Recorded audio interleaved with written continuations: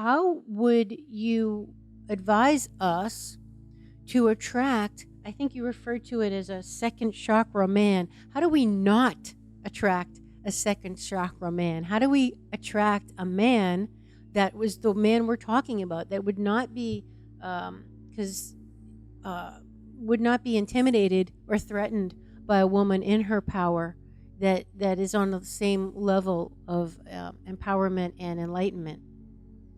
Well, the answer for that is kind of the answer for anything we want to attract, we become it. And then when you are it, you don't need it, and it will show. You will resonate, you will vibrate with it. So one of the pieces of homework I give to clients who are looking for that soul relationship, that partnership, for women, I call it a manifestation. And they basically write down on a piece of paper on one side all the things that they've ever disliked in their past partners, and on the other side all the things that they like. And then they flip the coin on the dislike. So whatever you don't like, what is the opposite of that? And then you categorize it into three things. I call it the non-negotiables, the strong desires, and the petty wants.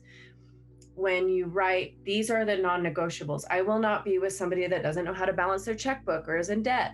That's a okay non-negotiable. You got to take a look at your checkbooks. Are you in debt? The strong desires are like, I really want this, but if it's not met, if he's 2 inches shorter than me, but all the non-negotiables are there, I'm willing to overlook it. And then the petty wants, I love, because I feel like the universe is this waitress and she's chewing your gum and she's like, what do you want, honey? Just tell me what you want. And if you don't tell her that you would prefer your omelet to be smothered with, the vegetarian chili verde versus the pork, then you're not going to get it just the way you want it. And so it's okay to ask for physical attributes and those kind of things. But again, if you're like, I had a client who is a gentleman who came back with, she has to have deep breaths, flat stomach, this and that. And it was in his, I think it was in his non-negotiables. And he's like 70. I had him take off his shirt and go look in the mirror. And I said, can you become that? Nice. Can you become that? Because, if we're going to want these things, then we want to be able to know what it is that we're asking of somebody to be. Nice. And when you become that, you no longer are looking for that in a person, because you are it. I love that. Have you found in your work with your clients doing that? I love that manifestation. That's great. Have you found that their 3 columns are unbalanced? Or are they pretty much symmetrical? I'm just curious. Well, once they get them done, sometimes there's a little bit of coaching around that. And it usually is like the non-negotiables are usually the tiniest.